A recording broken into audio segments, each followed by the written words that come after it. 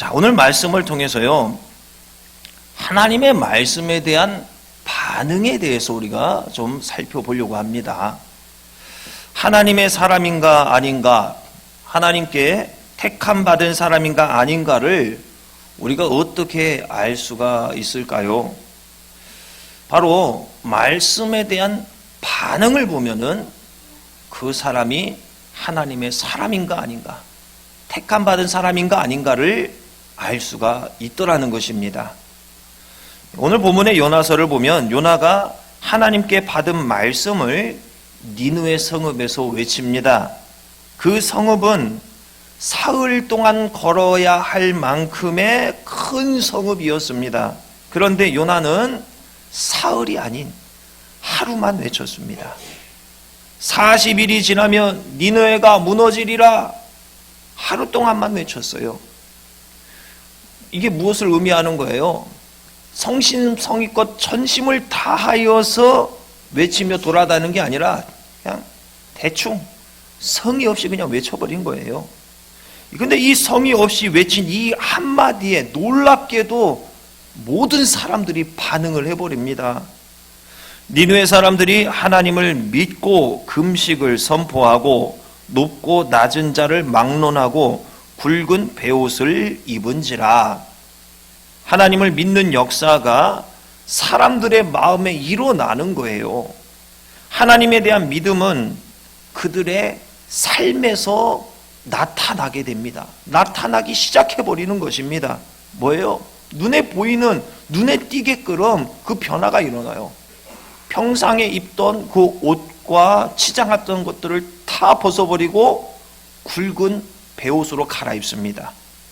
왕까지도 굵은 베옷을 입고 전국에 이 조서를 내리는데, 조서의 내용을 보면 사람이든지 짐승이든지 다 굵은 베옷을 입어라, 아무것도 먹지 말아라, 물조차도 마시지 말아라, 이 완전한 금식을 해라, 그리고 하나님께 부르짖어라, 악한 길에서 떠나라, 이런 내용의 조서입니다.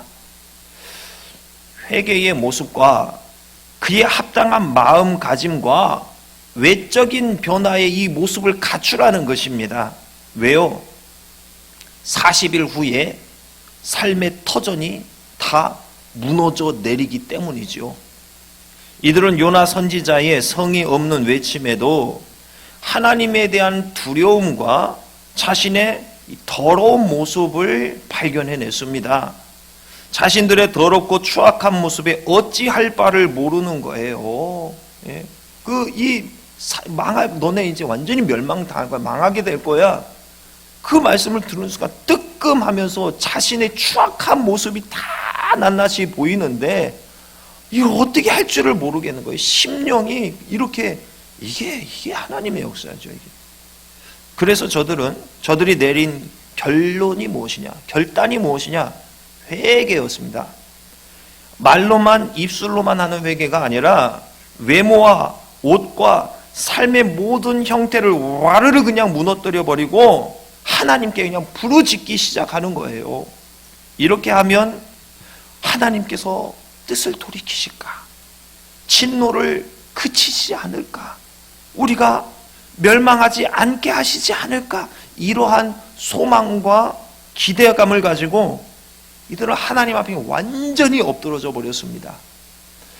그러자 어떤 일이 일어납니까? 하나님이 그들이 행한 것, 곧 그 악한 길에서 돌이켜 떠난 것을 보시고 하나님이 뜻을 돌이키사 그들에게 내리리라고 말씀하신 재앙을 내리지 아니하시니라. 참 아름다운 회개의 결실이 니느웨 사람들의 이 영적인 각성을 통해서 이렇게 그려지고 있습니다. 반면에 말씀을 듣고서도 돌이키지 않는 사람들이 있습니다. 구약에서 찾자면은 두 천사가 롯에게 찾아가서 소돔의 멸망을 고지합니다. 그러자 롯은 나가서 딸들과 앞으로 결혼할 사위들에게 말을 해요. 여호와께서 이 성을 멸하실 터이니 너희는 일어나 이곳에서 떠나라. 그런데 어떻습니까? 사위들은 이 말을 농담으로 여겨버렸습니다. 결국 이 사위들은 소돔과 함께 불에 타 멸망을 받게 되지요. 하나님의 경고의 말씀을 들었음에도 이것을 어떻게 반응해요? 농담으로 여겨버리고 여전히 자신의 삶을 그냥 유지해 나가는 거예요. 어제의 삶은 오늘도 똑같이 반복하고 그대로 살아가는 거예요. 삶에 변화가 없어요. 심령에 변화가 없어요. 하나님의 사람인가 아닌가, 택함받은 사람인가 아닌가를 어떻게 알 수가 있습니까? 바로 하나님의 말씀에 대한 나의 태도, 우리의 태도, 바로 이것입니다. 사도행전 2장에서 수많은 사람들이 베드로의 설교를 듣고 반응을 해요. 그들이 이 말을 듣고 마음에 찔려 베드로와 다른 사도들에게 물어 이르되 형제들아 우리가 어찌할꼬 하거늘. 이날 베드로를 통한 하나님의 말씀을 듣고 이 말씀을 들은 자들이 어떤 변화를 일으켜요? 나 어떻게 하면 좋지? 나 이 죄, 내가 예수 그리스도 메시아를 못 박아 죽였는데 나 어떡하지? 그러면서 회개를 합니다. 그리고 회개를 함으로써 세례를 받게 돼요. 이날 이로 인한 신도의 수가 3,000명이 더해지게 됩니다. 그런데 사도행전 7장에서 거의 똑같은 스데반의 설교를 들은 사람들은 어떻게 반응을 하느냐? 그들이 큰 소리를 지르며 귀를 막고 일제히 그에게 달려들어 스데반을 통한 하나님의 말씀에 대해서 어때요? 귀를 막고 소리를 지르면서 스데반에게 달려드는 거예요. 이런 반응을 한 저들의 결과는 뭡니까? 한 사람의 죽음이었습니다. 하나님의 말씀을 듣고서 받아들이지 않고 악을 쓰면서 폭력을 행사하니 그들 앞에 죽음이 하나 놓이게 됐어요. 돌에 맞아 죽은 그 죽음. 어떤 사람의 외침에는 마음에 찔려서 회개하고 믿는 자가 3,000이 더해집니다. 어떤 사람의 외침에는 마음에 찔려 이를 갈아 살인을 저지릅니다. 누가 하나님의 사람이고 누가 택함받지 못한 사람입니까? 하나님의 말씀을 듣고 농담으로 여기고 반응을 하지 않고 하나님의 말씀을 듣고도 사람을 죽이는 말과 행동을 하는 사람은 하나님의 사람이 아닙니다. 택함받지 못한 사람이에요. 죄로 인해 타락했고 거기서 회개하지 않고 여전히 머물러 있는 사람은 택함받지 못한 사람이에요. 하나님의 말씀 앞에서 어찌하면 좋을꼬 하면서 내 삶과 외형과 마음의 변화를 주며 회개함으로써 악한 것들에서 돌이키는 역사가 나타나는 사람이 바로 하나님께 택함받은 하나님의 사람이에요. 성도는 이런 자세를 늘 회복해야 됩니다. 이런 삶을 위해 늘 기도해야 하는 것입니다. 말씀을 들었는데 내 마음이 아무런 감흥이 없고 여전히 그냥 밋밋한 거예요. 바로 이 나의 모습에 우리는 충격을 받아야 돼요. 어느새 내가 말씀을 들었는데도 변화가 없네. 감흥이 없네. 내 삶이 여전히 그대로네. 나 신앙의 양심 화인 맞은 거 아니야? 나 정말 택함받은 사람이야? 나 정말 믿음이 있는 거 맞아? 자꾸 자신에게 질문하고 찌르고 돌아보고 이렇게 해야 돼요. 솔직히 지금 여러분의 모습은 어느 쪽에 속하십니까? 하나님의 말씀에 감흥을 잃어버린 지 오래되지는 않으셨습니까? 농담으로 여기듯 하나님의 말씀을 듣고서도 아무런 변화 없이 어제의 내 삶을 여전히 오늘도 반복하고 유지하는 그런 모습을 나타내지는 않습니까? 하나님의 말씀을 듣고도 돌을 들어 치는 마치 살인자와 같은 모습을, 내 감정을 여과 없이 확 드러내는 그런 모습을 나타내고는 있지 않습니까? 여러분, 이거 정말 큰일 아닙니까? 말씀에 대한 태도를 보면 내가 지금 하나님의 사람인가 아닌가, 이게 명확하게 드러나 버리는 거예요. 여러분, 어떻게 해야 될까요? 성령님께 도움을 청하셔야 됩니다.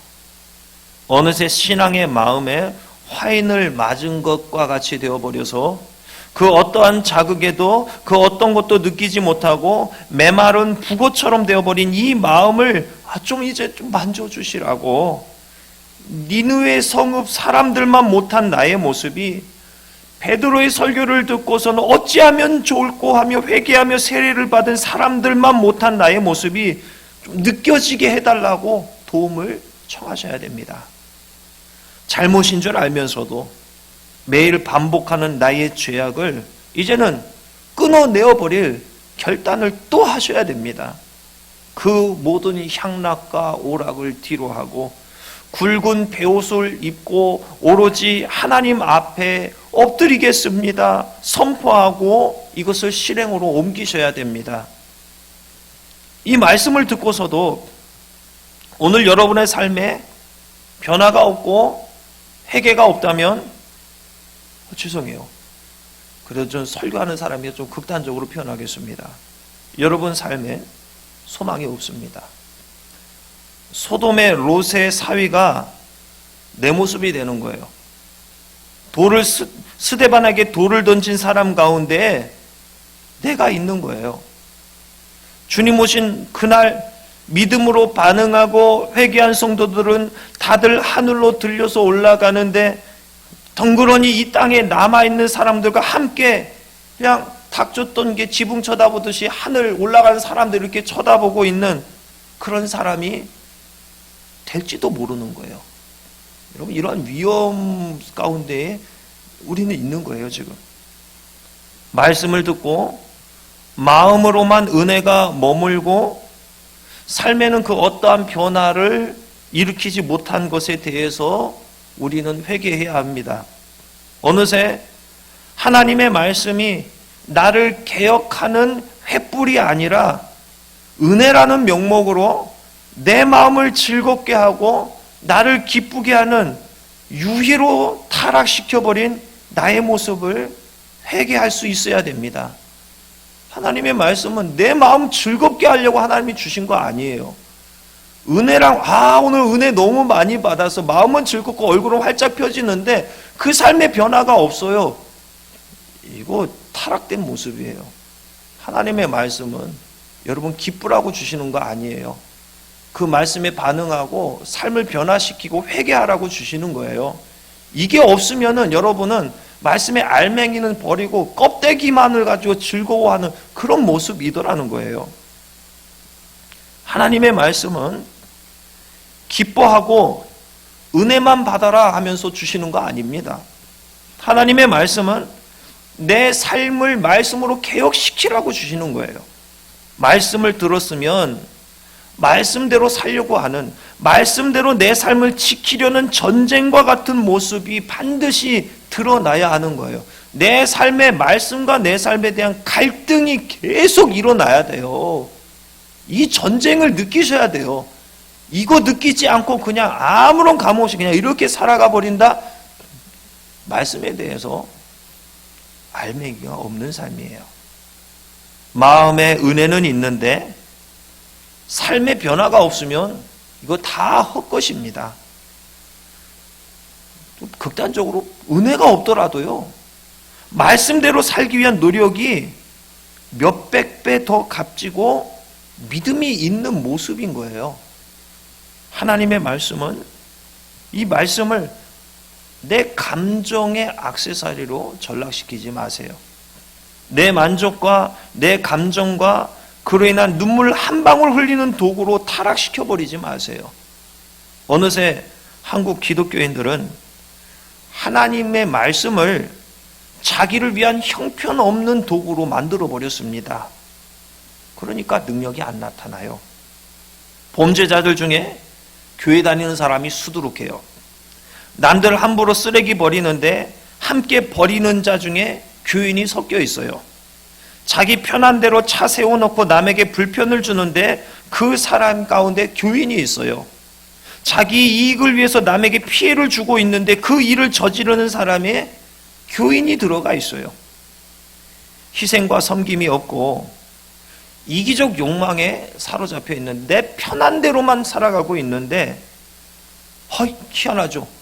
그런데 말씀에는 은혜를 받고 있어요. 자기 삶을 하나도 개혁해내지 못하면서 타인의 눈 속에 있는 티끌을 보고 손가락질하고 있어요.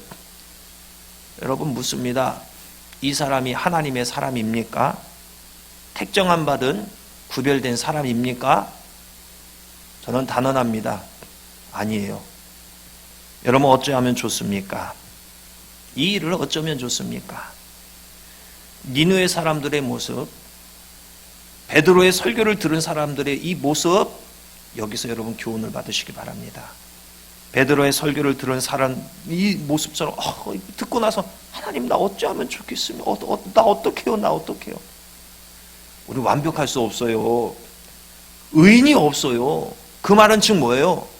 선포되는 말씀마다 찔림이 있을 수밖에 없어요. 우린 연약해요. 우린 부족해요. 그래서 성령님 보내주신 거, 내가 너와 함께 있을게 이렇게 약속의 말씀하신 이유가 뭐예요?